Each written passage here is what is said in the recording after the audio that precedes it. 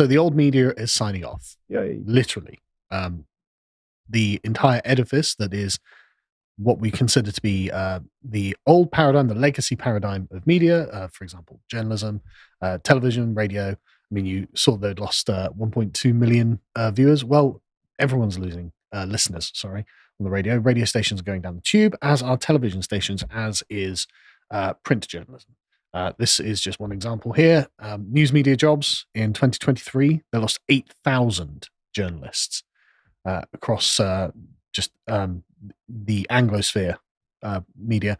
There's been another 1,000 in 2024 so far. So this was LA Times, this was Vice, this was Jezebel, this was all of the progressive outlets just being shut down because no one's actually reading them. Not even just progressive. This is across the board. So I don't doubt that being unrepresentative of the general population isn't helping these people, but it's not just on one political side. Hi folks, sorry to interrupt the video, but I wanted to let you know that we've introduced a feature on the website that allows you to purchase individual videos. So if you go over to lotus.com and see a piece of premium content that you really want to watch, you can pay for it and it is yours forever. I mean, you brought Vice. Interestingly enough, that's going to go offline completely, as in their website is going to shut down. I mean, they were never a print magazine, as far as I'm aware. The website's going to shut down and the entire organization is going to get mothballed. And so Tim Pool will probably buy it and have it redirect to Timcast or something like that, which would be nice. But anyway, so let's move to television in the UK, because there's a lot of squabbling over television news stations in the United Kingdom at the moment, and it's kind of pointless because they're all going to die. And they're all losing their money. So as you can see here, the TV ad market has plunged 13% in the last year. Sorry about this. I've got a horrible cough and I've had it all week.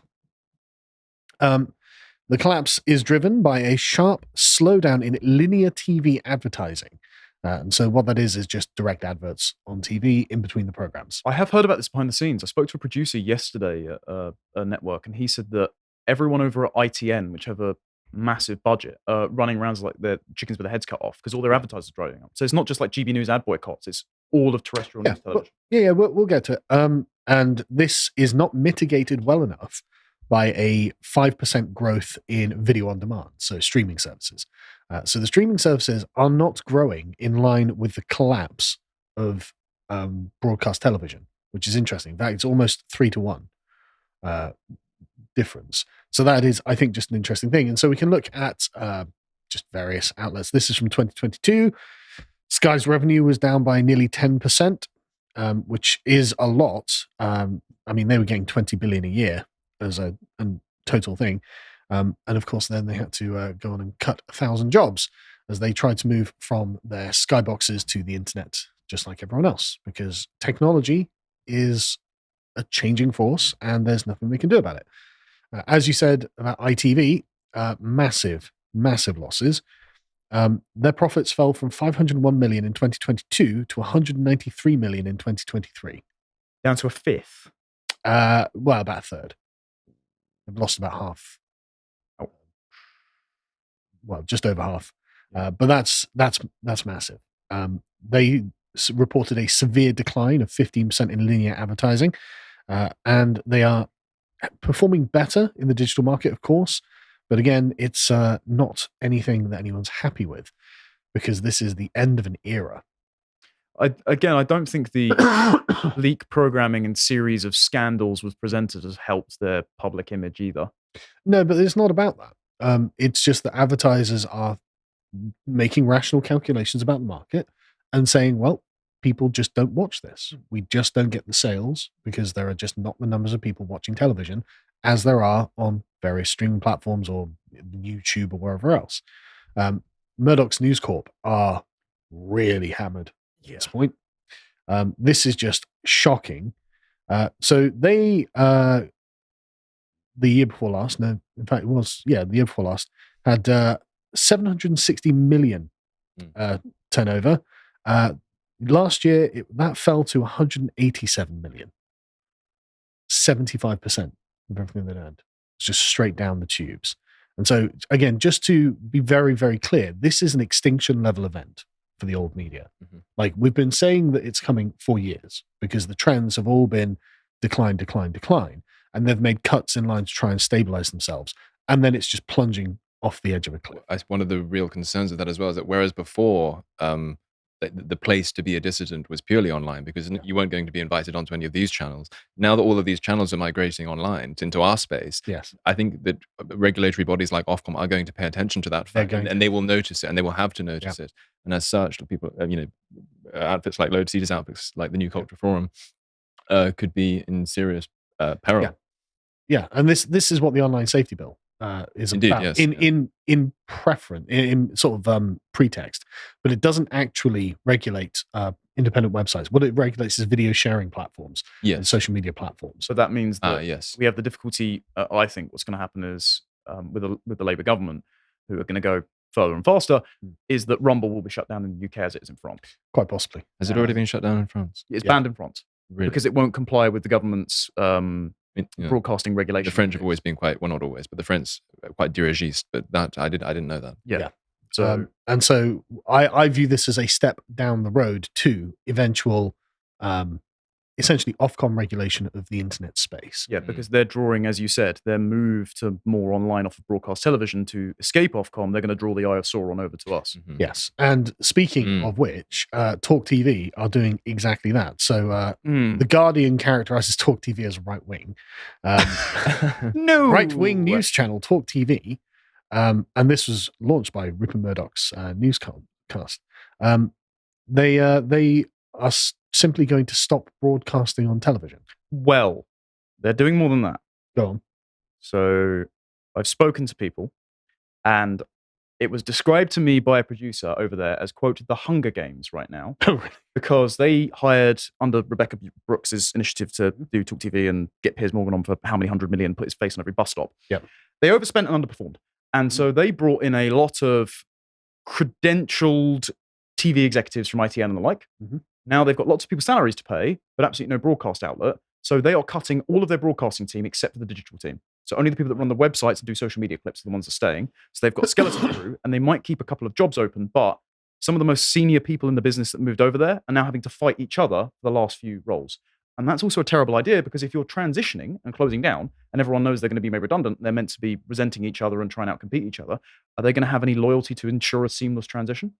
But lots of people are really, on a personal level, expressing their worry over that. And they should be, to be honest, because it's just become apparent that the financial viability of a terrestrial or Sky TV station, an old TV station, just isn't in existence anymore. It's medium and message as well, because I've always scratched my head. I was trying to ask people this when they were setting it up, because for those who don't know, I actually used to work with Talk, and I used to do a Monday night show with Kevin O'Sullivan. And their channel was very prominent during COVID because they were the only ones that really were willing to question lockdown, especially before GB News even launched. And I was just saying, like, Piers Morgan was full-throatedly for vaccine mandates, lockdowns, and BLM protests. Yeah. So why have you made him your flagship figure? What audience? Because they're a right-wing channel. Exactly. And so lots of people just leaning into conservatism by hiring Piers Morgan. Yeah. And so they've abandoned Talking Droves, and then they went to GB, and then they found that a bunch of GB presenters are gone. And so now where are they being chased to? As you said, the internet. Hello, everyone. Worried about us being regulated, I guess. Yes. I mean, they've got some interesting statistics. In December 2023, Talk TV only reached 2 million viewers for the month. We get something like 6 to 8 million views a month on this channel on YouTube. So, and that's not including any of the other places we put the show. So it's an interestingly very, very small number. GB News is on 2.87 million. Sky News gets 8.5 million, and the BBC gets 11.4 million, which is interesting. I'd be interested to see how they calculated that as well, because of course they run BBC and Sky on Wetherspoons televisions and airport lounges and things like that. So I wonder if the numbers are being slightly fudged, because of course, not being funny, at the peak times, Farage, Wootton, headliners were out competing all the shows in that slot as well. I think that that's a case of simply having a particular spike at that time, though, isn't it? It's not that there's a consistent audience share that is committed to these channels. So let's go to GB News, which is a place that I'm sympathetic to, and I know lots of the people there. I'm friends with lots of the people there. I like them. I appreciate, and a lot of people are very angry at GB News because they aren't as based as people would like. But of course, GB News operate within the straitjacket of Ofcom, and I'm very aware that this is something that hems them in on all sides, and they're being particularly targeted by Ofcom. 13 open investigations. I was going to say there's something like a dozen, but it turns out it's 13 open investigations because of ideological conflict. Ofcom itself is an ideologically liberal broadcaster, and so any non-liberal perspective that wants to get represented, well, it falls foul of the tripwires that bring Ofcom into the conversation. But GB News is not doing well. They're operating at a massive loss of 42.4 million in the year of ending at May 2023. That's enormous. And so they have a total channel deficit of 76 million. I think so. One of the strategies that I do know that they're doing, Neil Oliver is being the first one to be moved over because his show has been targeted routinely by Ofcom complaints for ideological reasons, including a Conservative MP and an anti-Semitism policy trust who have accused him defamatorily, I think, of being a Holocaust denier with completely no grounds. They're moving his show to be pre-recorded, and then the other half of the show is going to be put behind the digital paywall, which isn't going to be subject to Ofcom. Yeah. I wouldn't be shocked if the whole channel starts moving there as well, which will see Coles. And I agree, like Patrick Christis and Martin Daubney, absolutely great guys. Show, fantastic stuff. I've spoken to them all the time, and they said, "Look, I want to do this, that, and the other. I feel constrained," and I don't blame any of them for the hosts, at least. I don't blame any of the hosts for sticking with it and trying to push against, but being hemmed in. I do think, however, some of the executives have taken some excessive pandering to the crowd who never going to accept it by ousting the likes of Calvin and Dan. I mean, quick story. I was on there on Saturday. We had to write a monologue. Had to be 2 minutes. Mine was subjected to 3 rounds of editor reading to ensure Ofcom compliance, and they didn't clip it, which has never happened before. So they're very scared. So what's interesting is GB News, through advertising revenue, has only managed to accrue 6.7 million for the year. There was quite a well organized boycott movement when it first launched, and I think that spooked off advertisers. I don't know if that's still. I don't know how they've sought to remedy that. There are some advertisers came back, some didn't, obviously. But I think that what it's done is reduced the desirability of advertising space on GB News. And so I imagine they can't charge what they would otherwise be able to charge. I don't have any particular information on that. I'm just making an educated guess on it. Sorry about all this coughing. And so this is, like I said, again, an extinction level event. These things won't go on forever. And so at some point, we're going to see these things implode. I mean, there is a virtue, though, to being prudent. That you can't be like. I don't think there's any virtue at all in self-immolating. No, and so like, if GB News is operating within the Ofcom paradigm, and it has to do so by law, that there's no virtue in getting the whole station closed down. I agree. But that's why there should have been a much more concerted effort for the part of the Conservative Party to make sure that that's not the paradigm in which their ideologically friendly broadcasters have to operate in. Well, they should simply in the first place. Of course they should. Well, the Culture Secretary, when asked if Ofcom is unduly going after GB News, bear in mind 2 or 3 of her colleagues currently have shows on there. Laura Trott said it's working as intended. Yeah, well, this is the thing. Like far more important than what any particular prime minister does while in office is whether or not their influence is so transformative that they end up directly or indirectly binding their successors. Yeah, and like so, for example, I know quite a bit about more than most English people about Hungarian politics, and I think that this should be Viktor Orban's main goal at this point. Not so much trying to get this bill through now, but trying to make sure that every single thing that happens in Hungarian politics for the next 50 years has to take place within the Orbanite paradigm. Now, Tony Blair succeeded at that. He did succeed at that, and Margaret Thatcher also succeeded on the economic front in making sure that the post-war consensus was demolished, and Blair has had to operate within that paradigm, and likewise the Conservatives since Cameron, probably even before Cameron, have felt the same need to do the same thing, and even worse, not just operating within the Blairite paradigm, but trying to move it leftwards, like trying to outdo them. I think we're going to get to a clip later of Rishi Sunak saying that diversity is one of our unloved strengths, that sort of thing. But the point being, Ofcom will ideologically hem in GB News from doing anything that would head rightwards. But anyway, so GB News is in pretty bad trouble, I would say, and so there's a reason that Paul Marshall is pumping £41 million into GB News to cover the operating costs. So he, as a hedge fund manager, is putting up his own money to keep GB News on the air. how long this can go on for is anyone's guess. But this is why Hope Not Hate are trying to pound him, because credit to Paul. I mean, setting up Unheard, which can be wavery, but I've got friends who write for them, supporting Winston's show because he's now gone independent. He's done good bits, and so he's clearly a threat to the power structures. But how long can you keep propping up something that's being attacked from all sides? It's not that they're not good people. It's the problem is they have a marketplace that is not in favor. It's not an expanding marketplace for television. And they are intrinsically controlled by what is essentially enemy action. There is an active will against what GB News is from a power that has complete control over them. Ofcom, I'm going to do a longer video on Ofcom at some point, but Ofcom was founded by Tony Blair. It's explicitly a liberal institution, and it's funded by the fines it takes from various organizations. And so they have two direct incentives to target GB News and find them as often as they can. And not the BBC.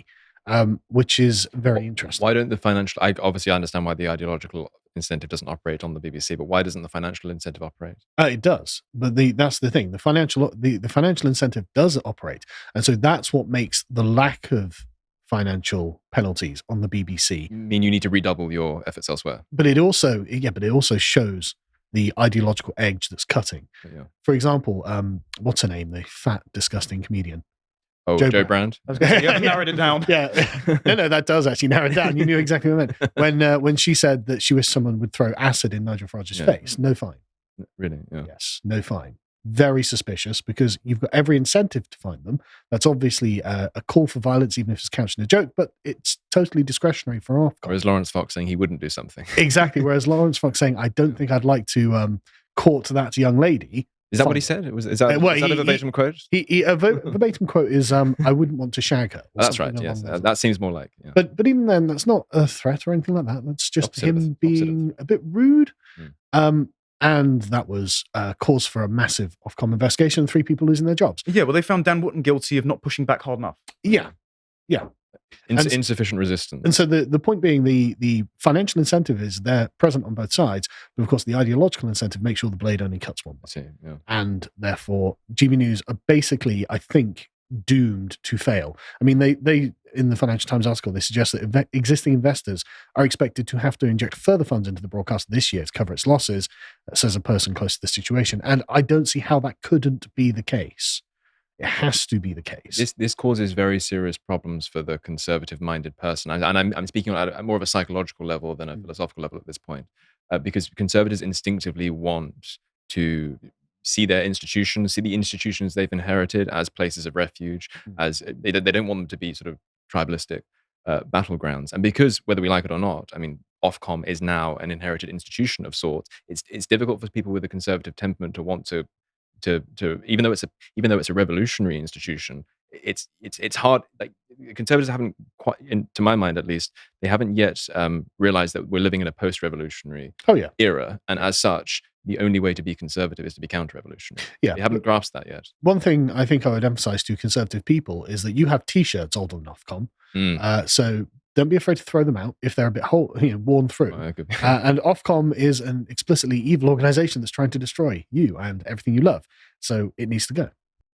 If you appreciated that episode from the podcast of the Lotus Eaters, you can go to lotuseaters.com to get access to all the premium content that's on the site, such as the Contemplation series, this episode on how politicians try to manipulate you. If you'd like to find out what else is being put out, you can follow it on Twitter at lotuseaters_com on Twitter. Thank you and goodbye.